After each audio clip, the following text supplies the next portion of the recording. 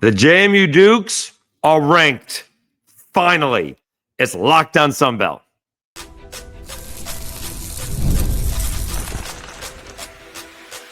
You are Locked On Sunbelt, your daily podcast on the Sunbelt Conference, part of the Locked On Podcast Network, your team every day. All right, Dave Schultz, Locked On Sunbelt, your team every day, part of the Locked On Podcast Network, now the number one sports podcast network. We're number one. We're number one. We're number one. How thrilling is that? Okay. Today's episode is brought to you by FanDuel. Right now, new customers can bet just $5. And if your bet wins, you get $300 in bonus bets to use across the app. Download the app today. All right. We'll get to JMU being ranked. Southern Miss takes control of the West. And the Ragin Cajuns beat Texas State again.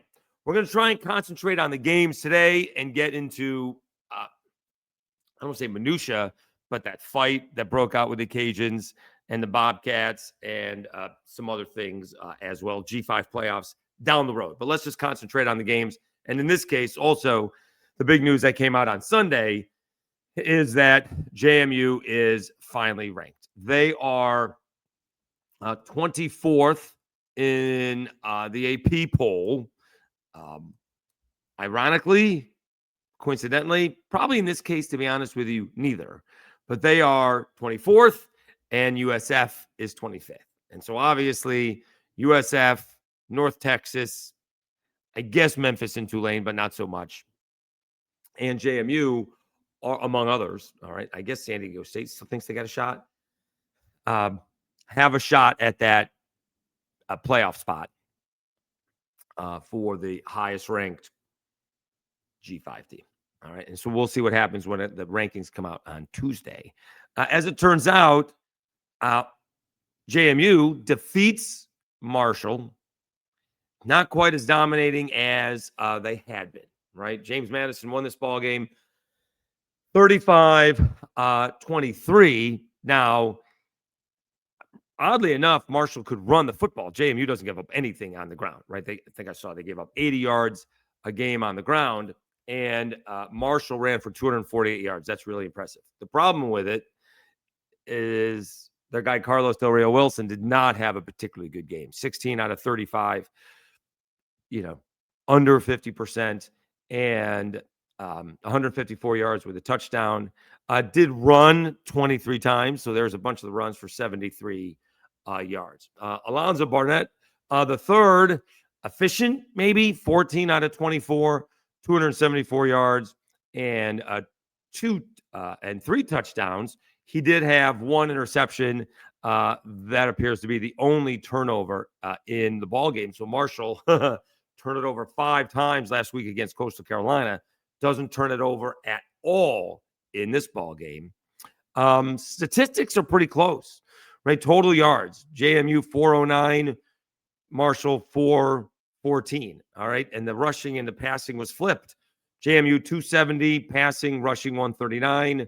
Marshall 168-yard passing, rushing 248. So again, basically the same, or even, I should say. But where this game came down to it, and I will admit 2 things. I was working and I got YouTube TV. So can't pay for the ESPN Day Pass if I'm not watching the games. So I'm not watching the football games that are actually on the ESPN networks. I can watch the Cajuns because it was on ESPN Plus. So in this ball game, it comes down to the fourth quarter. Marshall had a shot in this ball game. Period. End of story. And they couldn't quite take advantage of it. JMU, early in the third, about halfway in the third, go up 28 to 12. Marshall comes back. Carlos Del Rio Wilson does throw a touchdown pass to Tracy Stevens, makes it 28 to 20. They convert the 2-point conversion. All right. End of the third, we go to the fourth. It's a 28-20 ball game. So it's a one-score ball game. And JMU didn't quite go 3 and out, but I think they got one first down. And then Barnett, the third, was intercepted. Marshall has the ball back with a chance to tie the ball game. They have to settle from a field goal. The problem with the field goal is it's 23 yards. So that means they were at the JMU 5-yard line, and they couldn't punch it in to tie the ball game up. So they make it 28-23. JMU actually goes 3 and out, and Marshall gets the ball back again, but could not do anything with it. JMU gets the ball, goes 3 and out. Marshall gets the ball, goes 3 and out. Then JMU puts a touchdown in at the end of the ball game, and that was your game. So at the beginning of the fourth quarter, they have a chance to tie it. Then they have one chance and 2 chances to take the lead, and they didn't do it. All right. So those are the kind of ball games where you have that shot where you just didn't play good enough. All right. So, and again, didn't see it. So I don't know if JMU's making the plays or bad play calling or whatever, but Marshall did not execute when they had a shot. All right. And even worse, they didn't score that touchdown. Even if you go for the 2 and not make it, now you just need a field goal, and that changes a lot. Still, where Marshall was at the beginning of the season and to where they are now, to give JMU that kind of battle, impressive. All right. I think I was told Carlos Del Rio Wilson is out of eligibility, so that could be an issue. We got to get the new quarterback. But I just like the way that Tony Gibson is building this program. I think it's pretty good. So Marshall's going to have to regroup. Meanwhile, JMU is ranked, right? Bob Chesney going on national programs, getting pub for going to maybe taking a different job. Someone put out there, really lame, saying he was seen at the Virginia Tech airport when it was him greeting, I presume, the JMU president at the time when he landed in Harrisonburg. So, pretty lame stuff when people are doing that. You're not even using AI. You're just using another picture stating what you think the picture was, or I'll rephrase that, changing what the picture was. But their JMU is now ranked. Again, I'm going to defend the Sun Belt, honestly, despite what some fan bases think, as much as I can. JMU doesn't have a big win. They don't. Their best win is ODU. They do not have a bad loss.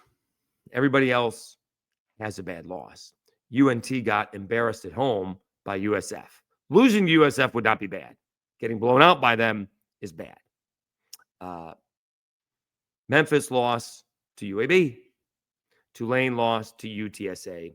And USF has 2 losses, by the way. They lost to Memphis, and Memphis just lost to Tulane. And so you still have UNT, who only has 1 loss, and then USF, who has 2 losses, and who's going to play in that championship ball game.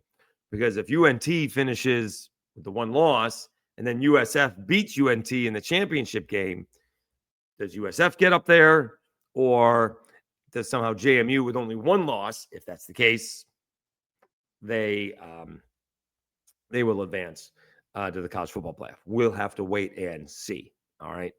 But I will say, boy, those American fans are touchy. They think they got something special. They're going all about Navy. Like they're talking about UNT is talking about a big deal about beating Navy. Navy's going to finish closer to 7-5 than they are 10-2. All right. I guess you can, try to thread the needle there, but they're not going to finish with very many more wins.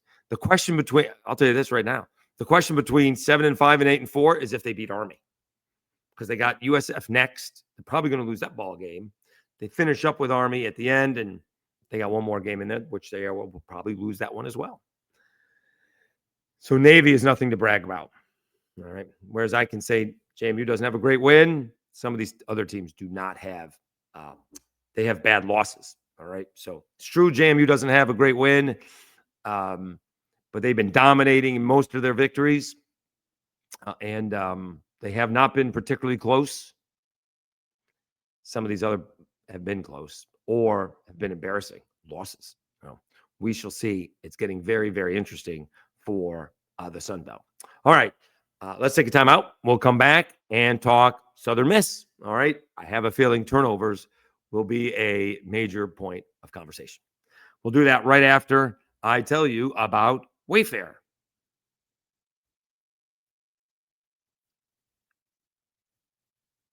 The holiday season is right around the corner. That means it's time to get your home ready.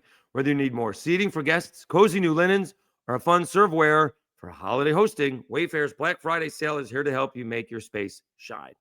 And the best part, you don't have to wait. Wayfair's Black Friday deals are happening all month long with up to 70% off from sofas to spatulas. By the way, for those of you just joining, we have some new listeners and viewers. All right. I use Wayfair. All right. So you can't see it, but the desk that I'm using to record this podcast on is from Wayfair. I put it together. And if I can put it together, anybody can put it together. All right. Those shelves back there, that's from Wayfair.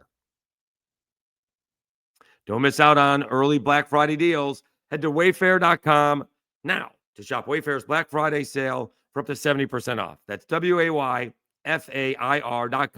Sale ends December 7th.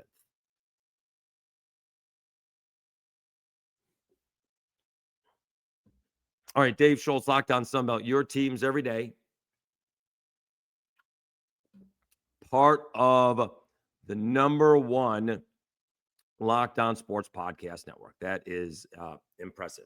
And if you see all the views my buddy Moscona is getting, he may be doing some of the heavy lifting. He has had quite the 10 days over there at Locked On LSU. So Auburn's getting a bunch. Zach Blackerby getting a bunch. And we'll see what happens if coaching openings happen and affect the Sun Belt. That'll probably raise some interest as well. Okay. Southern Miss hangs on 27-21 in another kind of weird ball game, to be honest with you, right? Let's do the whole thing here so I can see it. Ton of offense in this ball game. A ton. Total yards was almost 1,000 yards. Southern Miss 528, Arkansas State 456. And both backup QBs came in and both threw for a touchdown and both threw for an interception. Josh Flowers, who I saw at Baker High in Mobile, threw for a touchdown and threw an interception. Is it Liddy Landry? Yes, or Liddy Landry.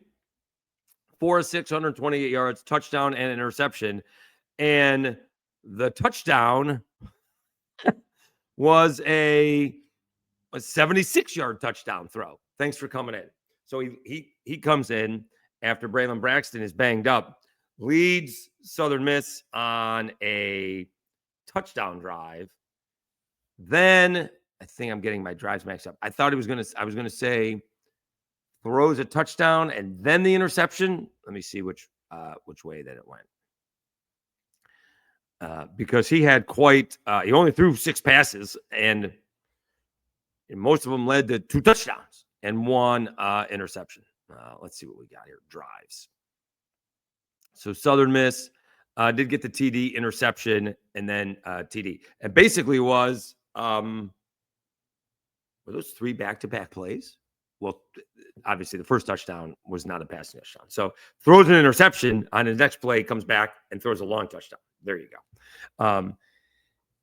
And Southern Miss was in control most of the ball game, right? Let's see. Believe that to be the case. All right. Did they get down? Let me see here. Let's see here.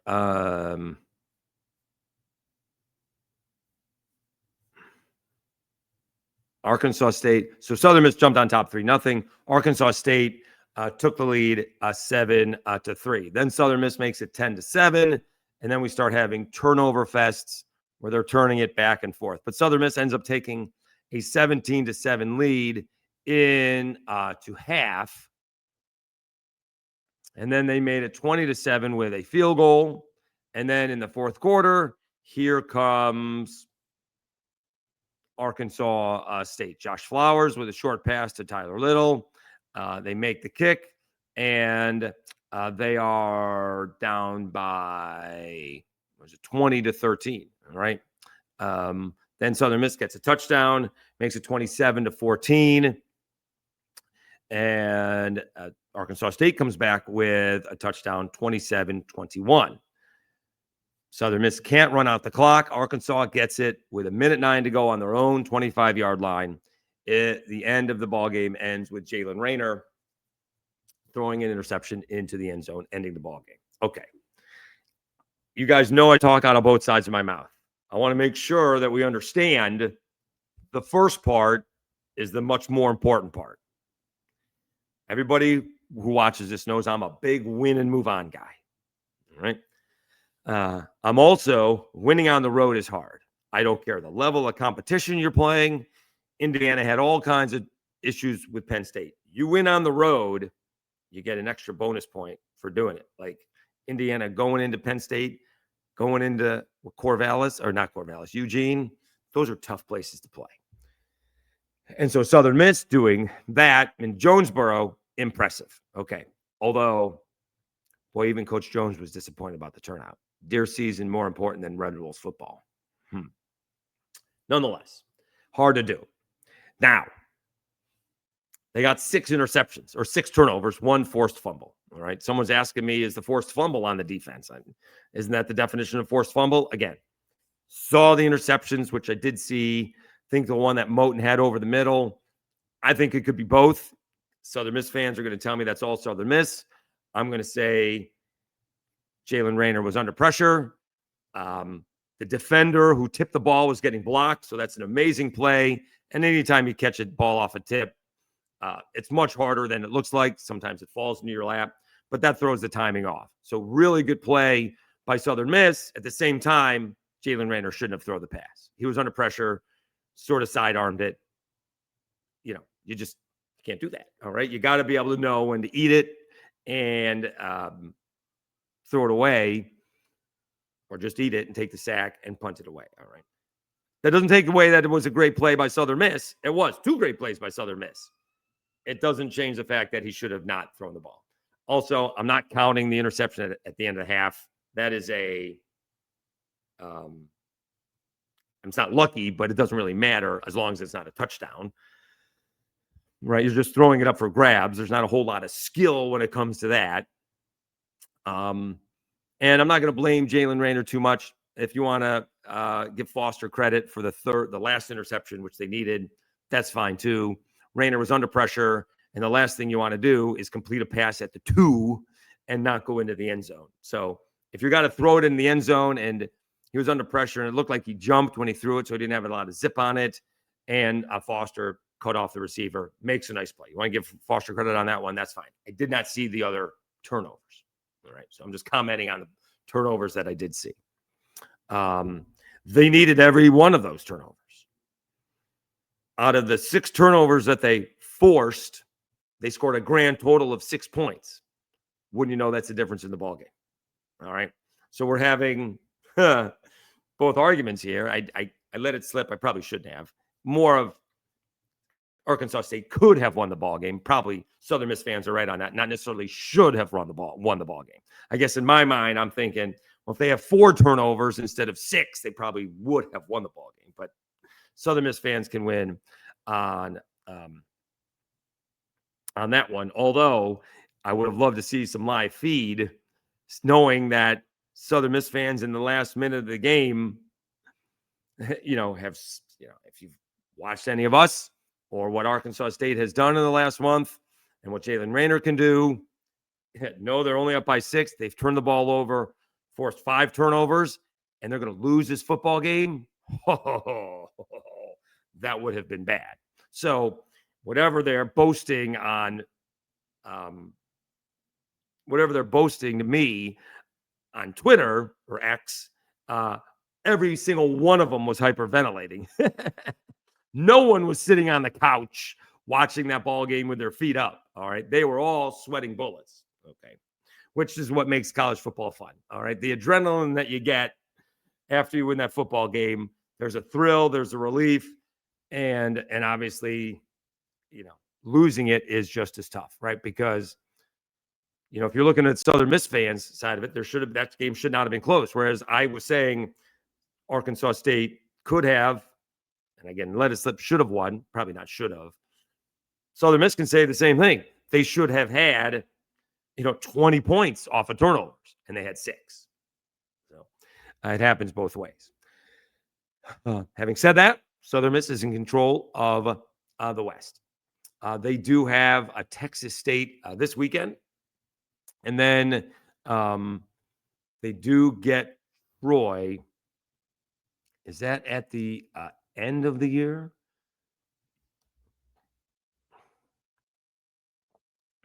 And I believe that ball game is in Hattiesburg. Some of these schedules don't come out the way that I would like to, but let's see here. They do get Texas State this weekend. They're at South Alabama. And then they get Troy. All right. The South Alabama game's got trap game written all over it. It shouldn't, but it's got trap game written all over it because you're hosting Troy the next week, and it's playing on the road. All right. So Southern Miss in control of the West. The Arkansas State loss does allow for Troy to go into Hattiesburg as long as they don't lose again and still win the West. All right. They'd win the tiebreaker over Southern Miss. I'm correct about that, correct? I believe I am. And so that does bring Troy back into the picture, right? Southern Miss 5-0, Troy 4-1, Arkansas State's 4-2. So they are basically eliminated, although not technically. But if Troy beats Southern Miss, Troy will win the tiebreaker. James Madison, they're in control in the East, 6-0. They're over Coastal Carolina, 5-1. James Madison finishes the season with Coastal Carolina in Conway. All right, let's take one more time out. We'll come back. Ragin Cajuns keep on rolling. 2 big ball games in a row. One they needed to win with defense. The other one they won with offense. Let's talk about it next as they beat the Texas State Bobcats again.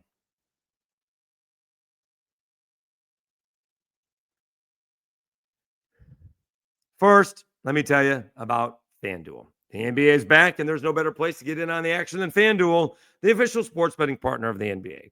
Even if you missed the start of the game or want to ride the hot hand, FanDuel has live bets on everything from who will score next to fourth quarter comebacks. Plus, you can combine your live bets into a same-game parlay for a shot at a bigger payout. It keeps every game exciting, especially when your team's making that late push. Right now, FanDuel is giving new customers $300 in bonus bets when your first $5 bet wins. So head to FanDuel.com to sign up and play your game with FanDuel, the official sports betting partner of the NBA. Can I bet on FanDuel if Zion Williamson will get traded before the new year? Could the Pelicans be better without Zion Williamson? Seems insane, but they did get a couple of wins without him.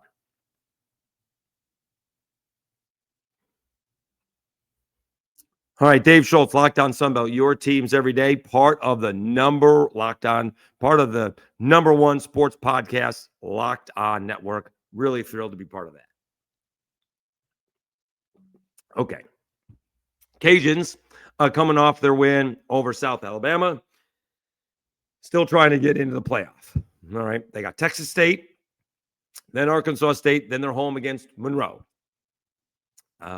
We think maybe they found their offense. They got off to a great start against South Alabama and then went all conservative and had to hold off South Alabama with a goal line stand, although it would still be a 2-score game at that point in time. Nonetheless, that's what they did, and they beat South Alabama. Come out and take control of a game against Texas State because Texas State turns the ball over twice. One was a fumble, a sack. All right. And I think one was another tipped interception that fell into the lap of the Cajuns. Cajuns quickly turned those into touchdowns. So this was back and forth. Cajuns had a lead. Texas State, we took the lead. And let's see if we got here. All right. Yeah. So the Cajuns led it 7-0. Texas State gets a field goal, then a touchdown makes it 10-7. Cajuns take a 14-10 lead, but then back-to-back turnovers from Texas State, and it goes from 14-10 to 28-10. Texas State quickly scores a touchdown, 28-17. They scored so quickly, I was trying to post a video. For some reason, it wouldn't post. I don't know why, but I tried numerous times. By the time I got back to the live action, it was 28-17. That's how fast they can score. I really wasn't doing that all that long, but Texas State scored bada boom, bada bang. But then the Cajuns do put one on, do score at the end of the half to make it 35-17. And this is kind of where the Cajuns, that's a big lead at half. They went into a shell again. They stopped passing the football. They did it. They did. Yeah, they went all conservative. They did get, was it one more touchdown? What would they get here? So they lead 35-20. They actually did get a touchdown at the beginning of the fourth quarter. And so they have a 22-point lead. They went from an 18-point halftime lead to a 22-point lead, and they almost blew it. All right. Texas State can score and score fast. And then when they needed the offense, they got it. Lunch completed a huge third down on the final drive of the game. And it's 42-39. And drives, this is some big time stuff from the Cajuns. 3rd and 13, they complete a 19-yard pass to Shelton Sampson, who maybe was injured at the beginning of the year, couldn't catch a football, couldn't catch a cold. Now he seems to catch everything. He had a big ball game.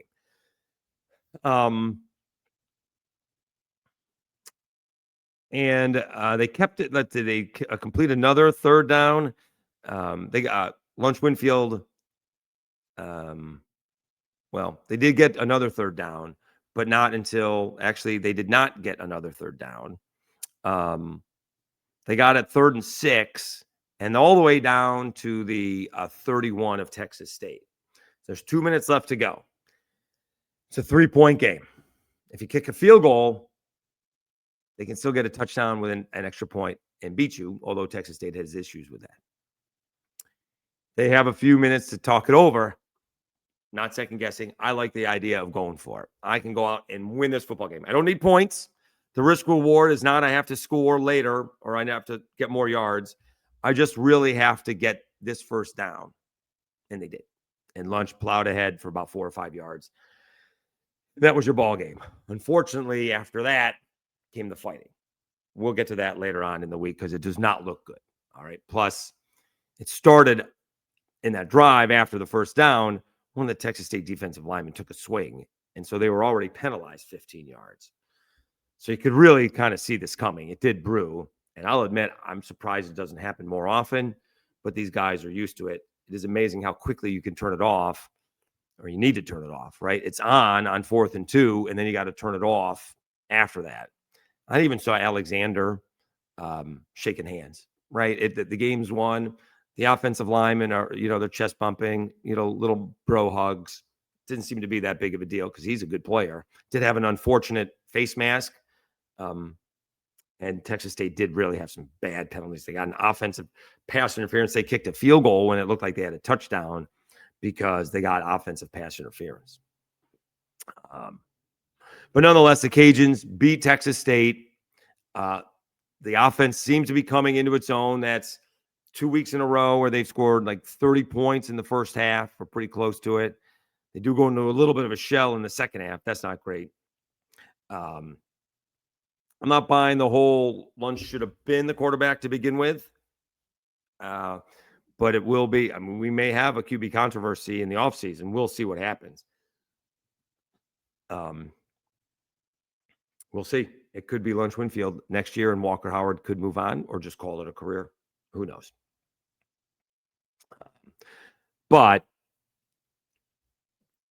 sometimes the great coaching jobs aren't 12-0. You remember movie Blue Chips and the rant that the coach goes on? Was it Nick Nolte goes on at the end? And he tells you what his best coaching job was because the kids gave everything they got. And they may have still had a losing season, but, you know, it wasn't good enough. It wasn't good enough for you. It wasn't good enough for me. It wasn't good enough for the fans. Kind of feels like what we're going through here.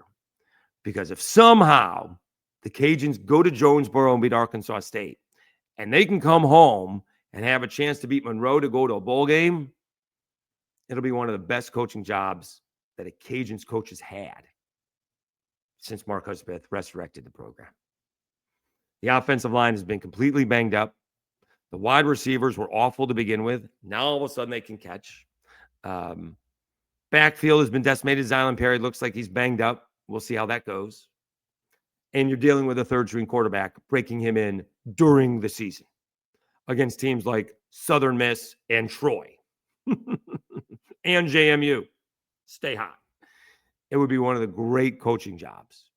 Now, we'll get into this later on in the week, but it is a little bit of a break for Arkansas State that this game that they're playing is not until next, is it Thursday or Friday? I think it's the 20th.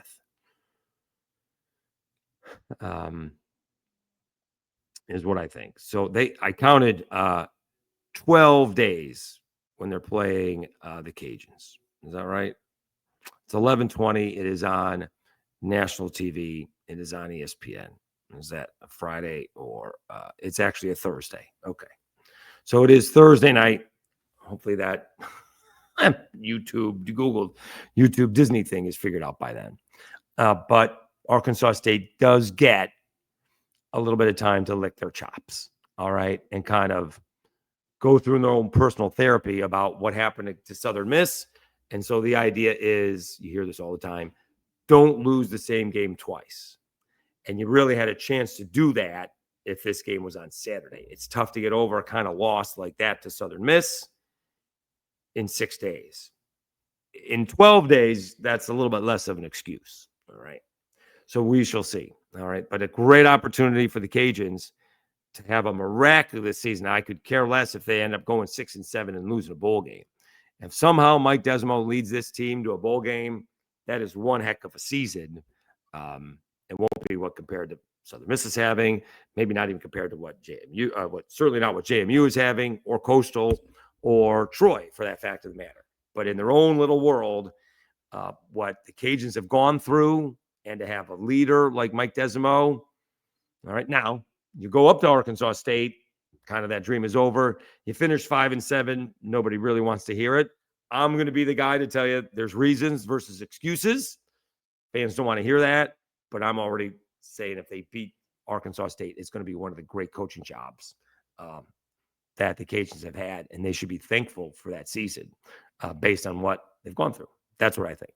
Okay, so we got a lot to go through this week. We'll get to that Texas State fight. Not great. We'll, of course, start previewing going forward. We got basketball we're going to touch on as well, and looking forward to a great week. I do have Monday and Tuesday off, reaching out to coaches to see if they want to come on. We could get somebody on. Maybe we get somebody on from the American, all right, and hear what their point of view is without crushing them, because, boy, they are touchy. they don't want to hear anything about JMU. We can have some fun with that as well. So have a great week. Thank you so much for tuning in. Channel continues to grow. We almost had 30 subscribers this past week. Close to that. Remember, we need about 30 subscribers per week to get to the 3,000 mark by the end of the year. So maybe we do a little bit better this coming week. We had Thanksgiving. That's probably going to slow down the growth as well. At the same time, we just have some big ball games coming up. Not that big. Again, Southern Miss and Texas State.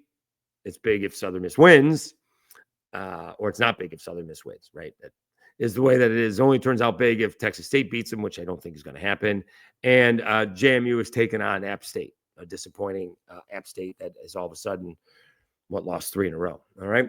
All right. We'll get to Coastal Carolina next episode. They stay hot. They're going bowling.